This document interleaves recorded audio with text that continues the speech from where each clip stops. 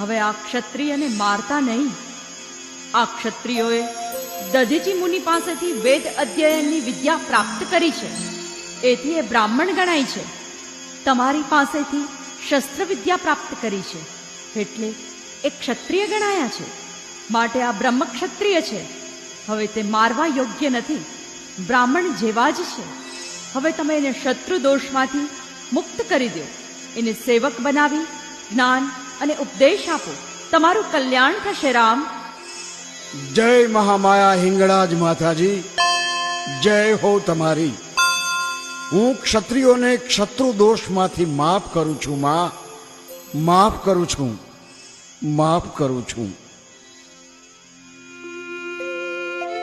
આવા મજાના વચનો બોલી મહામાયા હિંગળાજ માતાજી અદૃશ્ય થઈ. ક્ષત્રિયોને પરશુરામના વહેરમાંથી, શત્રુ દોષમાંથી મુક્ત કર્યા. પરશુરામે માફ કર્યું.